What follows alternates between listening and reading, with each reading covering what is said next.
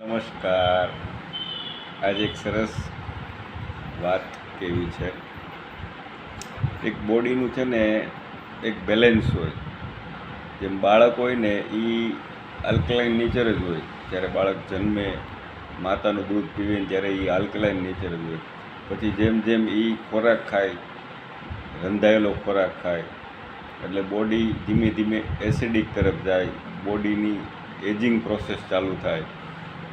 એક બોડીનું બેલેન્સ હોય. બેલેન્સમાં જ્યારે બેલેન્સ બગડે ને ત્યારે બોડી એસિડિક થયું એવું કહેવાય સાયન્સની ભાષામાં. એને ઇન્ફ્લામેશન કહેવાય. બોડી એસિડિક થાય અને બોડી એસિડિક થાય ને એટલે આપણા લોહીની પીએચ છે ને એ 7.365 આ બોડીના લોહીની પીએચ છે. આની નીચે જ્યારે બોડીના લોહીની પીએચ જાય ને ત્યારે એસિડિક નેચરમાં બોડી જાય છે. અને એસિડિક નેચરમાં બોડી જાય ને એટલે દરેક જાતના રોગોની શરૂઆત થઈ જાય. એક ડૉક્ટર છે, ડૉક્ટર ઓટો હેનરીચ વર્કબર્ગ. એણે 1923માં કોષો ઉપર સંશોધન કર્યું અને 1931માં એને દુનિયાનો સૌથી સર્વોચ્ચ પુરસ્કાર ફિઝિયોલોજીની અંદર એને નોબેલ પ્રાઇઝ મળ્યો 1931માં. એ ડૉક્ટરે બે સેન્ટેન્સ બહુ સરસ કીધા કે unhealthy tissues are acidic, healthy tissues are alkaline. અને એની અંદર એક વાત એડ કરી કે cancer grows in oxygen depressive acidic tissue. કે જે શરીરની અંદર કેન્સર છે ને એ વ્યક્તિનું બોડી એસિડિક જ છે.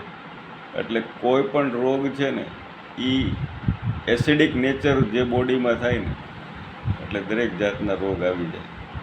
અને સ્લાઇટલી આલ્કલાઇન બોડી હોય ને એને હેલ્ધી બોડી કહેવાય. એની અંદર કોઈ પણ જાતના રોગ આવે નહીં. કારણ કે બોડીની પોતાની ઇમ્યુનિટી હોય, પોતાનો પાવર હોય. એને ન્યુટ્રલ કરતાં થોડીક બોડીની પીએચ વધી જાય ને એટલે એ આલ્કલાઇન બોડી કહેવાય. માતાનો ગર્ભ છે, નાનું બાળક છે, એને આલ્કલાઇન નેચર કહેવાય. નોર્મલ બોડી હોય ને એની અંદર આપણે એસિડિક ખોરાક ખાતા હોય. કોઈ પણ એસિડિક ખોરાકનો મિનિંગ એમ કે કોઈ મીઠું મસાલાવાળો ખોરાક નહીં, પણ જે ખોરાક રંધાઈ જાય ને એટલે એ રંધાયેલો ખોરાક છે ને એ એસિડિક નેચર જ કહેવાય. એની અંદર મસાલા હોય, મીઠું હોય, બીજા ગરમ મસાલા, તેલ બધું લાગે એટલે એ એસિડિક ખોરાક થઈ જાય. અને ધીમે ધીમે આપણે એ ખોરાક ખાઈએ રંધાયેલો એટલે આપણું બોડી એસિડિક થાય.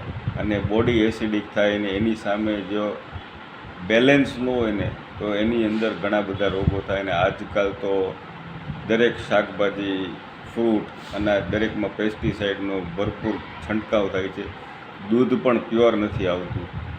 એટલે બોડી જો આલ્કલાઇન હોય તો એની અંદર રોગ થવાની સંભાવનાઓ મેજોરિટી ઘટી જાય છે. આવું સાયન્સ કહે છે. આ એક મારું નોલેજ હતું, એ આપના સુધી મેં શેર કર્યું. આપને કંઈ જાણવું હોય તો મને કહેશો. ધન્યવાદ. Thank you. નમસ્કાર ફ્રેન્ડ્સ, મારું નામ આનંદ જોશી છે. આની પહેલાંના વિડીયોની અંદર મેં તમને બ્લડના પીએચની વાત કરી હતી કે આપણું બ્લડનું પીએચ છે ને એ 7.365 છે. એની નીચે જાય તો બોડી એસિડિક થાય અને એ બેલેન્સ રહે તો એની કરતાં સ્લાઇટલી થોડુંક આલ્કલાઇન હોય તો બોડી હેલ્ધી કહેવાય. એમાં મેજોરિટી રોગ ન આવે. આ છે ને એ પીએચનો ચાર્ટ છે, જેમાં 7 છે ને એ ન્યુટ્રલ પીએચ કહેવાય. એની કરતાં સેજ સ્લાઇટ આપણું બોડીની લોહીની પીએચ છે ને એ 7.365 છે, એ સેજ આલ્કલાઇન કહેવાય. અને એ બોડી છે ને એ હેલ્ધી બોડી કહેવાય. અને એસિડિક બાજુ જાય ને એટલે આપણું બોડી એસિડિક થાય અને એની અંદર માંદગી આવે. એમાં કોઈ પણ બોટલ વોટર આવે, કોલ્ડ ડ્રિંક આવે, આ બધી વસ્તુ છે એ એસિડિક ખોરાક ખાઈએ એ બધી વસ્તુ છે ને એ આપણા બોડીને નુકસાનકારક છે. આજે હું તમને એસિડિક અને આલ્કલાઇન વચ્ચેનો તમને એક ડેમો કરીને બતાવું. અહીંયા મેં 4 ગ્લાસ લીધા છે. આ 4 ગ્લાસની અંદર હું અલગ અલગ પાણી નાખીશ. આ આપણા ઘરે જે કોર્પોરેશનનું અથવા પાલિકાનું પાણી આવતું હોય એ પાણી છે. આ કોલ્ડ ડ્રિંક છે, કોઈ પણ XYZ કંપનીનું, મારે કોઈ કંપની સાથે પ્રોબ્લેમ નથી, પણ દરેક કોલ્ડ ડ્રિંક્સ છે ને એ એક જ સરખા હોય. આ બોટલ વોટર છે, માર્કેટમાં બોટલ વોટર કોઈ પણ XYZ કંપનીની મળતી હોય. જે બોટલ વોટર મળે ને એ બોટલ વોટર તમને કેટલા pH ની મળે છે એ હું તમને બતાવું.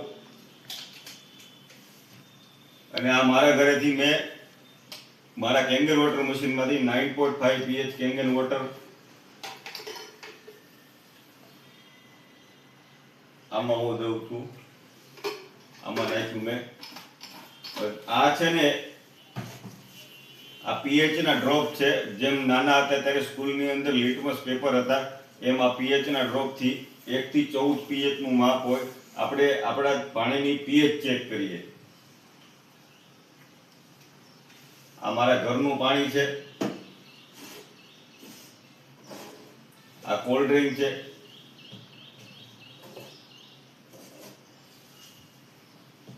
આ બોટલ વોટર છે, અને આ 9.5 pH કેંગન વોટર છે.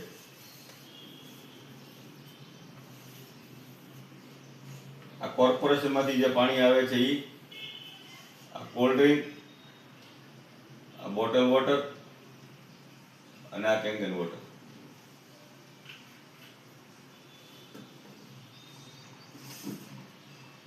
આ કોર્પોરેશન માંથી જે પાણી આવે છે ઈ 7 pH નું ન્યુટ્રલ પાણી આવે, પણ આની અંદર અશુદ્ધિઓને દૂર કરવા માટે થઈને ક્લોરીન અથવા બીજી કોઈ વસ્તુ એડ કરેલી હોય, અને ક્લોરીન છે ને એ આપણા શરીર માટે થઈને નુકસાનકારક છે.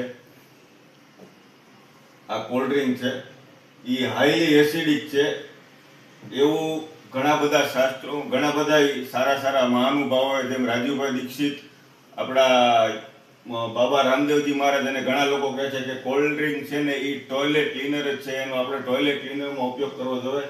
એ હાઈલી એસિડિક છે, અને જે લોકોને કોલ્ડ ડ્રિંકની ટેવ હોય ને એ લોકોને મેજોરિટી ઘણી બધી બીમારીઓ થઈ જાય.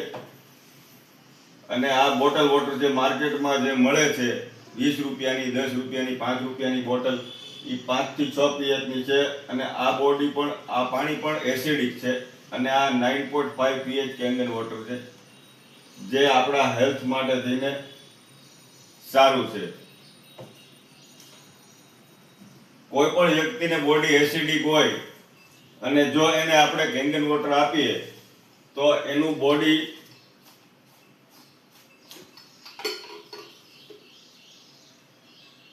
હેલ્થ તરફ જવા માંડે. કોર્પોરેશનનું પાણી પીતા હોય અને કેંગન વોટર પીવે એટલે એના બોડીની pH મેન્ટેન થઈ જાય. પણ કોલ્ડ ડ્રિંક જે વ્યક્તિ પીતા હોય ને એને 36 ગ્લાસ કેંગન વોટર પીવું પડે, કારણ કે એ બોડી એસિડિક છે. એ એસિડિક બોડીની અંદર દરેક જાતના રોગ આવી જાય, દરેક જાતની માંદગી આવી જાય.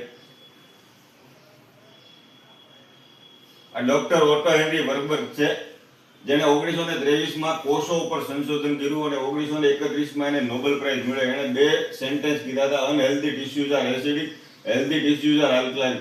Cancer grow in oxygen deprive acidic tissue. જે વ્યક્તિને કેન્સર છે અથવા તો કેન્સર વધે છે ને એનું બોડી છે ને એ એસિડિક છે.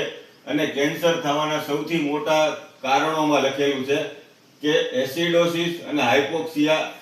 હાઇપોક્સિયા એટલે લેક ઓફ ઓક્સિજન, અને જેનું બોડી એસિડિક છે ને એની અંદર કેન્સર આવે. આ મારો pH નો તમને એક નોર્મલ જે માહિતી હતી એ મેં તમને આપી, જે મારા નોલેજમાં હતું એ મારું નોલેજ આપના સમક્ષ શેર કર્યું. Thank you. આપનો ખૂબ ખૂબ આભાર. નવા વિડીયોમાં ફરી વખત મળશું. ધન્યવાદ.